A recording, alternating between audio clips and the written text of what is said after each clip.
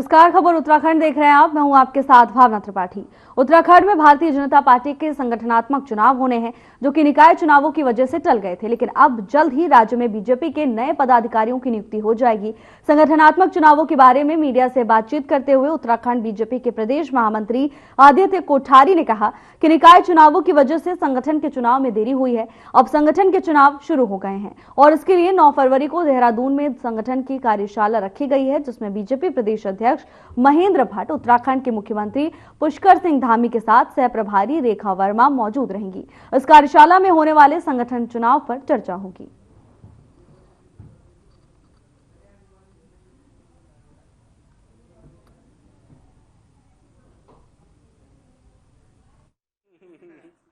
संगठन पर्व के तहत पार्टी के संगठनात्मक चुनाव स्थानीय निकाय चुनाव के कारण से कुछ समय के लिए स्थगित किए गए थे और 25 जनवरी को स्थानीय निकाय चुनाव संपन्न हो गए। तो अब केंद्रीय नेतृत्व के निर्देश पर उत्तराखंड में पार्टी के संगठनात्मक चुनाव प्रारंभ हो गए हैं। इसके लिए पार्टी ने प्रत्येक विधानसभा के लिए 3-3 पर्यवेक्षकों की नियुक्ति की है और ये सभी पर्यवेक्षक मंडलों में जाकर के प्रमुख कार्यकर्ताओं से बातचीत करके और मंडल अध्यक्ष के लिए सुयोग्य नामों का पैनल बना करके लाएंगे।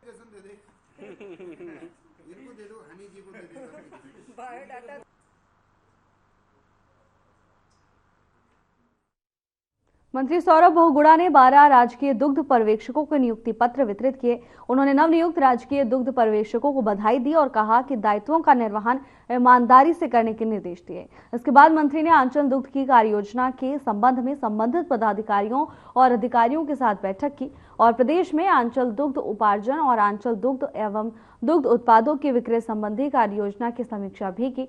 बैठक में मंत्री द्वारा विगत वित्तीय वर्षों की तुलना में वर्तमान वित्तीय वर्ष 2024-25 में प्रदेश में आंचल दुग्ध उपार्जन में हुई वृद्धि पर खुशी जताई और उत्पादों के कम विक्रय पर असंतोष व्यक्त किया।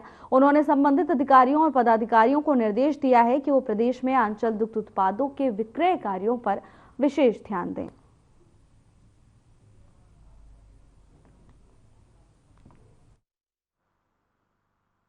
लगातार कोशिश यही है, जो हमारे माननीय मुख्यमंत्री जी की सोच है कि युवाओं को रोजगार से जोड़ा जा सके, उत्तराखंड में जो बेरोजगारी है उसको कहीं ना कहीं दूर किया जा सके और एक मौका मिले हर व्यक्ति को अपने उत्तराखंड सरकार के साथ जुड़ के काम करने के लिए, उत्तराखंड को आगे बढ़ाने के लिए। हमने कल जो है हमने परसों गन्ना पर्यवेक्षकों को 54 गन्ना पर्यवेक्षकों को हमने नियुक्ति पत्र बांटे थे।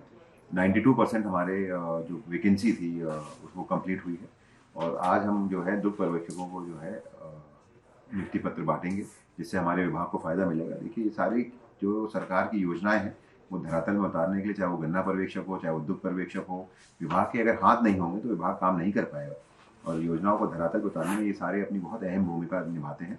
मैं जितने भी लोगों को आज नियुक्ति पत्र मिल रहा है उनको बधाई देता हूँ, शुभकामनाएं देता हूँ। उम्मीद भी यही करूँगा कि सब धरातल पे अच्छा काम करके और किसानों को, पशुपालकों को सरकार की योजनाओं से जोड़ने के लिए और उनको राहत देने का काम करें।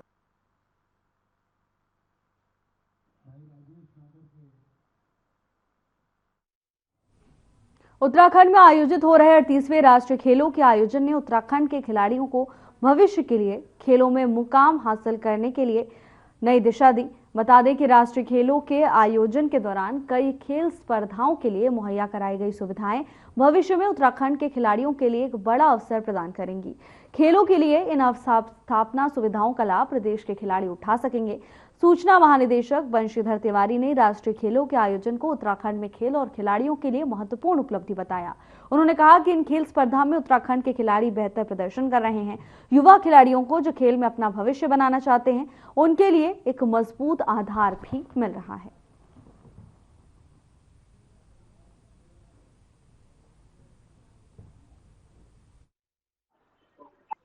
नए अवसर लेकर के आया है और पहली बार हम देख रहे हैं अब तक तिथि तक राष्ट्रीय खेलों में उत्तराखंड के नजरिए से 35 मेडल प्राप्त हो चुके हैं और इस बीच अवस्थापना संबंधी जो कार्य किए गए हैं वो आगे जो युवा हैं उनके काम आएंगे। या बॉक्सिंग के लिए जो इंफ्रा डेवलप किया गया है या बैडमिंटन कोर्ट बनाए गए हैं, अलग अलग खेलों के लिए जितनी भी अवस्थापनात्मक सुविधाएं विकसित की गई हैं। ठीक।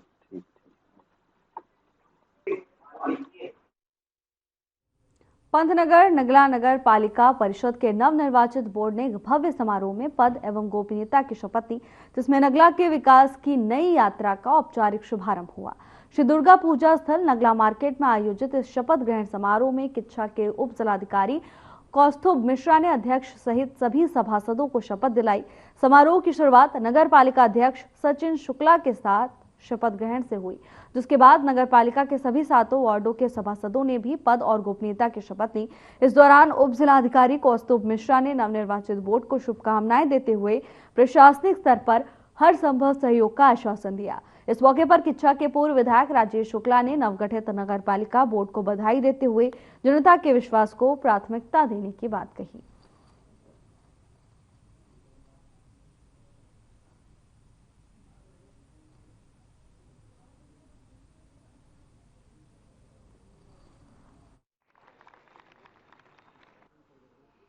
धन्यवाद देता हूँ। इस मौके पर सब लोग आए, उनका मैं तहे दिल से धन्यवाद देता हूँ। और आप देख ही रहे हैं कि आज शपथ ग्रहण समारोह था और लोगों उत्साह था, लोग आए भी थे, क्योंकि आज उनके लिए पहली बार एक बहुत बड़ी एक ऐतिहासिक क्षण था उन लोगों के नगला वासियों के लिए, जो आज ये शपथ ग्रहण उन्होंने कार्यक्रम देखा। और जिस उम्मीद से वो आए, उस उम्मीद में मैं खरा उतरने की कोशिश करूंगा और उतरूंगा भी।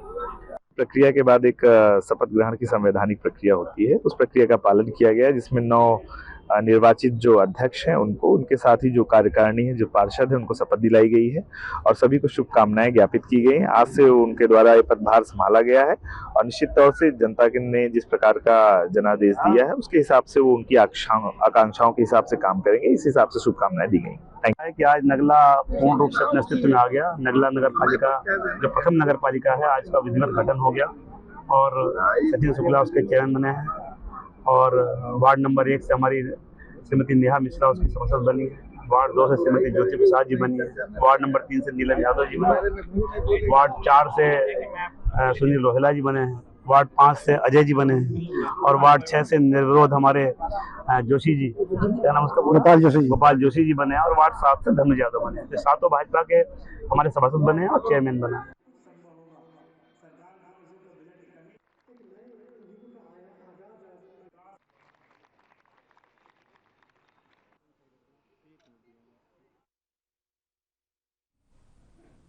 राजधानी देहरादून की छोटी सरकार का कार्यकाल शुरू हो गया। राजधानी देहरादून के नगर निगम में बता दें कि देहरादून की छोटी सरकार का कार्यकाल शुरू हो चुका है और अब सभी तरह के कार्य शुरू किए जा चुके हैं। देहरादून की छोटी सरकार का कार्यकाल शुरू किया जा चुका है। राजधानी देहरादून के नगर निगम की अगर बात की जाए तो छोटी सरकार का कार्यकाल शुरू हो गया है। देहरादून के नगर निगम प्रांगण में देहरादून के नवनिर्वाचित मेयर सौरभ थपलियाल समेत तमाम पार्षदों ने बीते रोज पद और गोपनीयता की शपथ ली। इस दौरान बतौर मुख्य अतिथि सीएम पुष्कर सिंह धामी ने कार्यक्रम में हिस्सा लिया। राजधानी देहरादून के मेयर सौरभ थपलियाल ने कहा कि हमारी प्राथमिकता राजधानी देहरादून को साफ और सुंदर बनाने की रहेगी। इसके साथ ही राजधानी देहरादून में नगर निगम के अंतर्गत आने वाले सभी वार्डों की सफाई व्यवस्था को और भी बेहतर बनाने का काम किया जाएगा।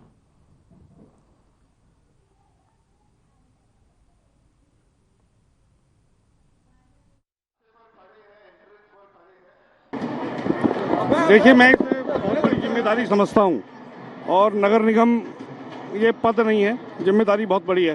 राजधानी है और अपनी जिस हिसाब से यहाँ पर वाहनों की संख्या बढ़ी है, उस हिसाब से पार्किंग की व्यवस्था हो, चाहे हरा भरा दून की, जो हमने संकल्प लिया था, जिन जिन बातों के लिए हमने संकल्प पत्र में हमने अपनी बात रखी है कि हम संकल्प लेते हैं कि जो निगम है आपके द्वार पे आएगा तो वो कार्य कैसे होगा और स्वच्छता कैसे देहरादून शहर के अंदर आएगी, उसके लिए जन भागीदारी भी सुनिश्चित करने की आवश्यकता है और जनता के बीच में जाके जनता जागरूक होगी तभी निश्चित तौर, क्योंकि अपना घर समझेगी, परिवार की तरह समझेगी, देहरादून को अपना घर समझेगी, तभी जाके एक स्वच्छ वातावरण तैयार हो सकेगा।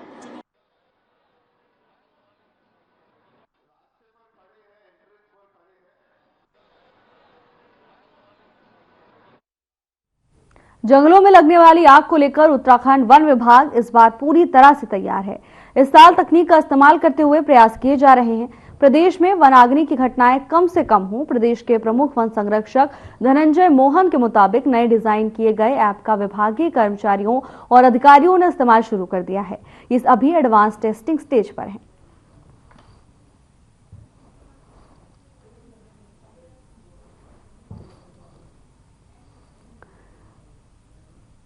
आगजनी की घटनाओं को रोकने के लिए इस बार प्रशासन पहले से ही सतर्क हो गया है। प्रशासन की ओर से ऐप बनाए जा रहे हैं और कर्मचारियों की ओर से इन ऐप का इस्तेमाल भी शुरू कर दिया गया है।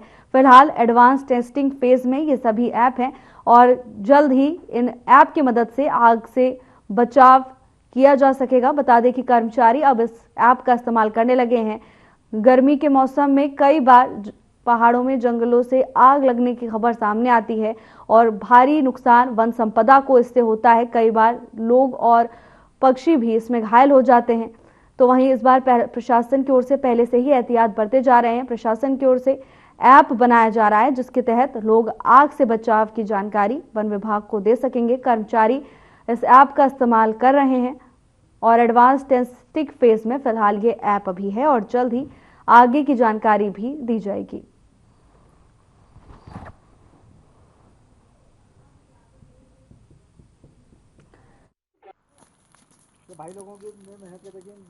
तो कई विशेष तैयारियां हम लोगों ने की है और हम पहले के मुकाबले कहीं बेहतर प्रिपेयर्ड हैं वनाग्नि से डील करने के लिए।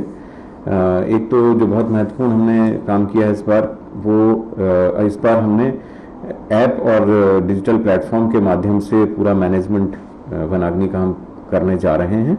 ऐप ऑलरेडी हमारा एडवांस टेस्टिंग स्टेज में है। पूरे हमारे करीब 5,500 वनकर्मी ऑलरेडी इसको यूज़ करना शुरू कर दिए हैं ताकि जो भी छोटी मोटी इसमें दिक्कतें या ट्रेनिंग वगैरह हैं वो सब हम रिजॉल्व कर लें और वो करते जा रहे हैं और साथ साथ इसका इस्तेमाल भी हो रहा है बीटा वर्जन का।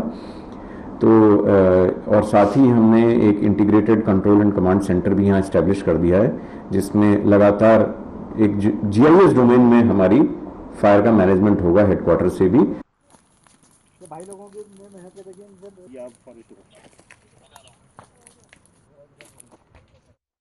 जनपद में पंजीकृत हजारों वाहन मालिकों पर संभागीय परिवहन विभाग का करोड़ों रुपए का टैक्स बकाया है, जिसकी वसूली के लिए परिवहन विभाग काफी गंभीर नजर आ रहा है और इसके लिए संभागीय परिवहन अधिकारी ने सभी बकायेदारों को नोटिस जारी किया है। नोटिस के बाद इनके विरुद्ध विभाग कार्रवाई के मूड में है। वर्तमान में विभाग राजस्व वसूली को लेकर काफी गंभीर दिखाई दे रहा है। विभाग ने वाहन स्वामियों को सख्त चेतावनी दी है कि वो बकाया जमा नहीं करते हैं तो विभाग वसूली के लिए वैधानिक कार्रवाई करेगा। सुनील शर्मा ने परिवहन अधिकारी ने बताया कि देहरादून का 63 करोड़ का बकाया था, अब 58 करोड़ कुछ रह गया है। नोटिस के बाद कुछ वाहन स्वामियों ने बकाया जमा भी किया। इसके अलावा भी सभी बकायेदारों को नोटिस भेजे गए। जो बकाया जमा नहीं करेगा उनके खिलाफ कार्रवाई की जाएगी।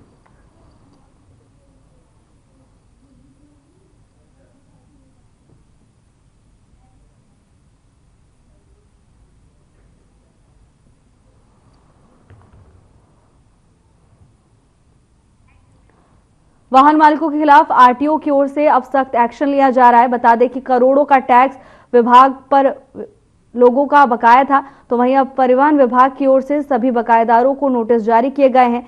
तो वहीं प्रशासनिक स्तर पर बताया गया है कि कुछ लोगों ने नोटिस के बाद बकाया जमा कराया है, लेकिन अभी भी कुछ लोगों की ओर से राशि जमा नहीं कराई जा रही है, जिसके बाद आरटीओ की ओर से कहा गया कि जो भी बकायेदार टैक्स जमा नहीं करेगा उसके खिलाफ कड़ी कार्रवाई विभाग को लेनी होगी।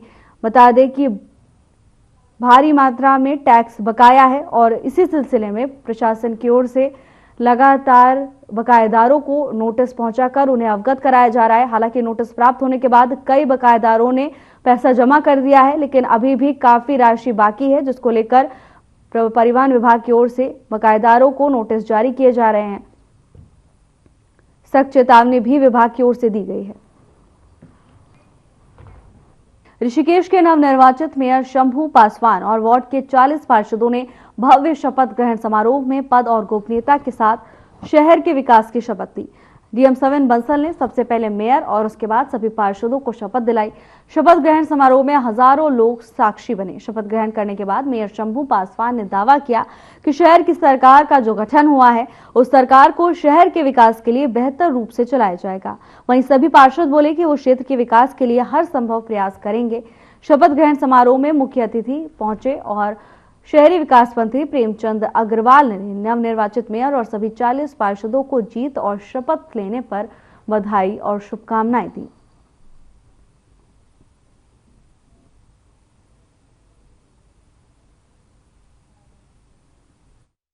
बनाए रखूंगा यह बहुत बढ़िया रहेगा, बहुत सुंदर रहेगा और मुझे लगता है कि इतिहास बनेगा और विकास के लिए तो समय बताएगा कि कितना विकास होगा। सब कुछ हमारे अनुकूल है और ऐसे अनुकूल समय में शहर चमकेगा नहीं, तो इसी आगे मैं ज्यादा क्या बोलूंगा, पर समय बताएगा।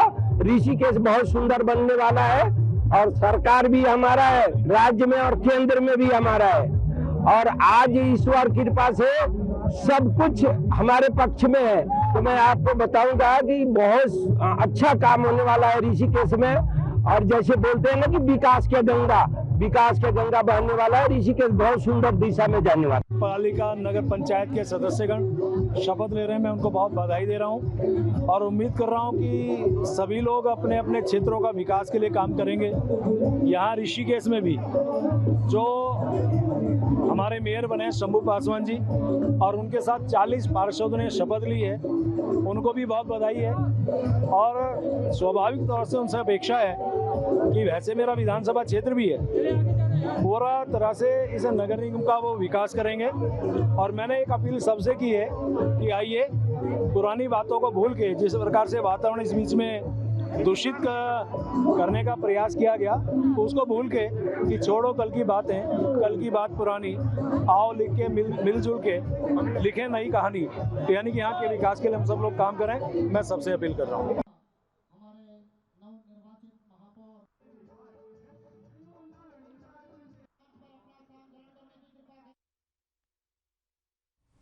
रुद्रपुर नगर निगम में तीसरे महापौर के रूप में नवनिर्वाचित विकास शर्मा का गांधी मैदान में शपथ ग्रहण समारोह में 30 पार्षदों को शपथ दिलाई गई।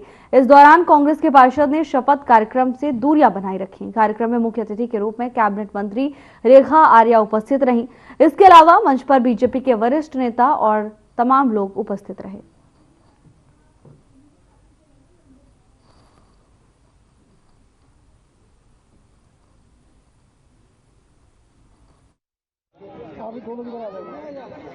मैं सबका आभार व्यक्त करता हूँ, सारे संतगणों का, हमारे शहरवासियों का, हमारे नागरिकों का, सबका आभार व्यक्त करता हूँ जिनके आशीर्वाद से मैंने आज महापौर की शपथ ली है। और मैं जैसा मैंने संकल्प किया था, मैं अपने 5 साल एक चौकीदार के रूप में, एक सेवादार के रूप में इस शहर के लिए व्यतीत करूंगा।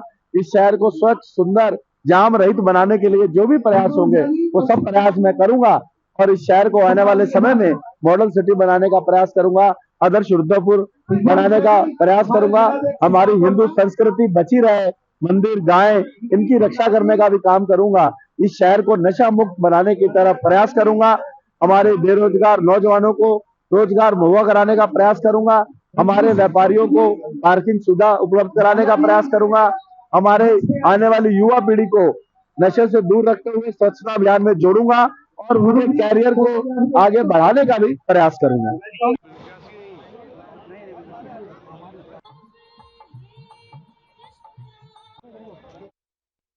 उत्तराखंड सरकार स्वास्थ्य सुविधा को बेहतर करने, सरकारी हॉस्पिटल्स में विशेषज्ञ डॉक्टर्स की कमी को दूर करने के लिए कई कदम उठा रही है।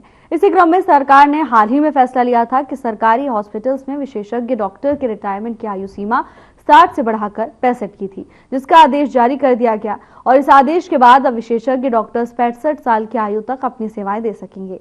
पहले ये आयु सीमा 60 वर्ष की थी। विशेषज्ञ डॉक्टर की रिटायरमेंट उम्र बढ़ाई जाने के संबंधित आदेश स्वास्थ्य सचिव डॉक्टर आर राजेश कुमार की तरफ से जारी किया गया है।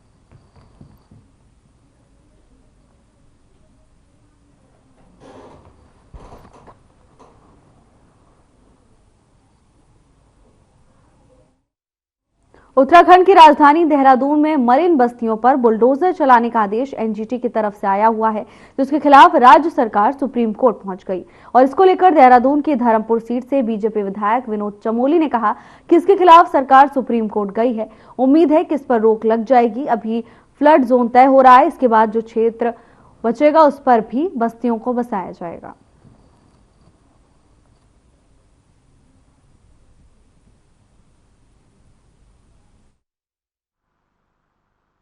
नगर निगम से एक आदेश जारी हुआ था कि जो नए निर्माण हो रहे हैं उन पर जो है नए कनेक्शन न दिए जाए। अब उसमें दिक्कत ये आ गई, जो पुराने निर्माण हैं उसमें अगर किसी ने बेच दिया या बेटे के नाम होना है या बेटी के नाम होना है उनको भी रोक दिया गया है, तो उसके कारण लोग बहुत परेशान हैं। तो मैं समझता हूँ बोर्ड गठित हो रहा है, कल शपथ ग्रहण हो जाएगा तो बोर्ड अपने अस्तित्व में आ जाएगा। इसके बाद जो बोर्ड की बैठक होगी तो हमारा प्रयास होगा, मैं माननीय मेयर से बात करूंगा कि पहली मीटिंग में इसको क्लियर कर दें, और कम से कम जब मलिन बस्तियों को बचाने की बात कर रहे हैं तो वहाँ पर हमको बिजली कनेक्शन, पानी के कनेक्शन पर रोक नहीं लगानी चाहिए, और ये इससे लोगों को काफ़ी दिक्कतें आ रही हैं। तो मैं समझता हूँ पहली बोर्ड बैठक में ये क्लियर हो जाएगा तो उसके बाद इसका रास्ता भी आसान हो जाएगा।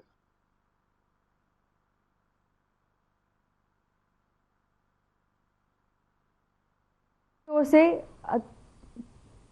बुलडोजर चलाने के आदेश जारी कर दिए गए हैं, जिसके खिलाफ राज्य सरकार अब सुप्रीम कोर्ट चली गई है। विनोद चमोली का बयान भी इस मामले को लेकर सामने आया। उन्होंने बताया कि एक बार बाढ़ क्षेत्र चिन्हित हो जाएगा, उसके बाद क्षेत्रों में अन्य बस्तियां भी बसाई जाएंगी। बता दें कि मलिन बस्तियों पर बुलडोजर चलाने का आदेश सामने आया, जिसके खिलाफ राज्य सरकार ने सुप्रीम कोर्ट में दरवाजा खटखटाया है। विनोद चमोली का कहना है कि उनकी कोशिश है कि सुप्रीम कोर्ट से राहत की खबर सामने आए। इसके साथ ही उन्होंने कहा कि एक बार बाढ़ क्षेत्र के चिन्हीकरण का काम पूरा हो जाएगा, इसके बाद और भी बस्तियां बसाने का काम सरकार की ओर से किया जाएगा। बता दें कि मलिन बस्तियों पर बुलडोजर चलाने का आदेश सामने आया है, जिसके खिलाफ अब राज्य सरकार ने एक्शन लिया है। राज्य सरकार ने इस फैसले के खिलाफ, इस नोटिस के खिलाफ सुप्रीम कोर्ट का दरवाजा खटखटाया है, और अब ये मामला सुप्रीम कोर्ट है। सुप्रीम कोर्ट के आदेश के बाद ही कोई कार्रवाई की जाएगी।